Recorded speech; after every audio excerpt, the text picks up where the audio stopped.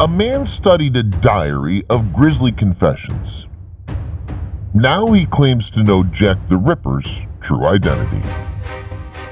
The Jack the Ripper murders have in equal measure intrigued and horrified murder mystery fans since 1888. Now, claims to have conclusively nailed the killer's identity are being made yet again. And this new story is a worthy twist to Ripper mythology.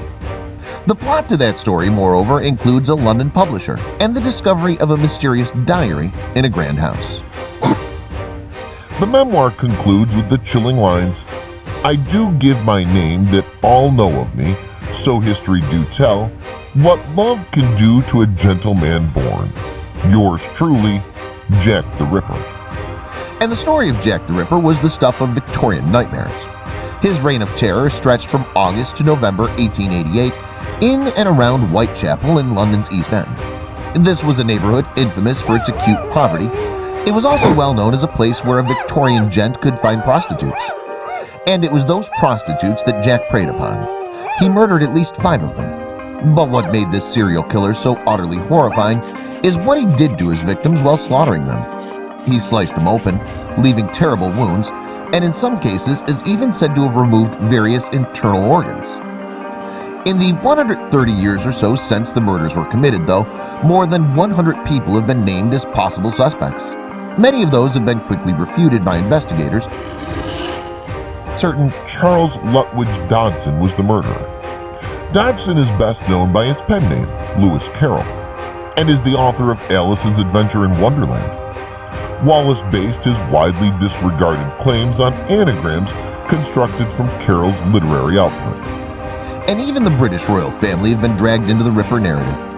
One of Queen Victoria's grandchildren, Prince Albert Victor, Duke of Clarence and Avondale, was mentioned as a possible suspect.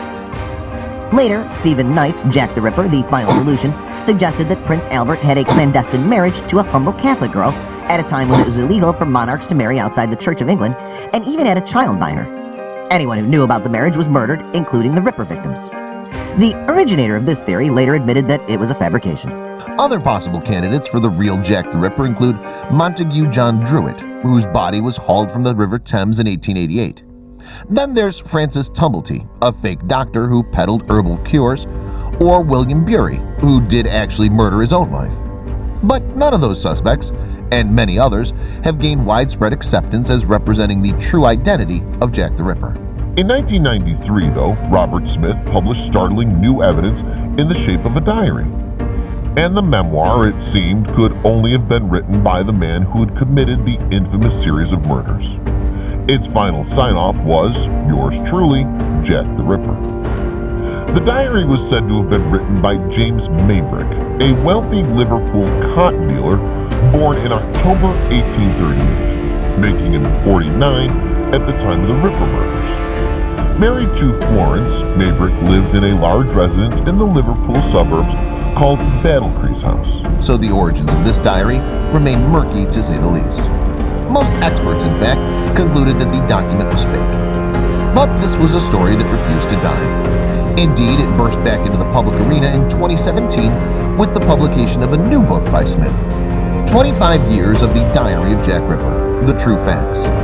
And with the help of research by filmmaker Bruce Robinson, writer and director of cult British movie With Noel and I, Smith now claimed to have cleared up the mystery behind the diary's provenance. In 1992, the new book revealed building contractors Portis and Rhodes Ltd. Had been commissioned to renew the electrical wiring in the still-standing Battlecrease house. One of the 3 local men working on the job, Eddie Lyons, drank at a nearby pub, the Saddle Inn. Another regular at the Saddle was Mike Barrett, the man who had originally produced the diary. Smith's book claims that the workers found the diary at Battlecrease house and gave it to Barrett because he had portrayed himself to them as a writer. They believed he would know how to get the diary published. Unfortunately, the story was later discredited by the fact that Barrett claimed in 1995 he had written the diary himself, although he later went back on this apparent confession. In 2017, Smith told the Daily Telegraph he, Barrett, was not very literate, and the idea that he would have been capable of producing such a sophisticated and credible forgery is not remotely possible. However, the 3 local electricians have also denied any involvement in the discovery of the diary. Smith, nevertheless, remains certain that the diary is authentic. The new and indisputable evidence that on March 9, 1992, the diary was removed from under the floorboards of the room that had been James Maybrick's bedroom in 1889 and offered later on the very same day to a London literary agent overrides any other considerations, he asserts. In a bizarre twist to the story of James Maybrick, he himself was killed in 1889, dying at Battle Creek's house. His wife, Florence, was convicted of his murder by arsenic poisoning. She was sentenced to be hanged, but this was commuted to a life sentence. In 1904, she was released following reinvestigation of the case, and she lived until 1941. I will kill you. So how much credence can we give to the idea that Maybrick wrote a diary that proves he was the real Jack the Ripper? Even Smith, it seems, is not entirely sure. His final words in the Daily Telegraph interview were, "Was he, Maybrick, Jack the Ripper?" He now has to be a prime suspect, but the disputes over the Ripper's identities may well rage for another century at least. Please don't forget to share this video with your friends below.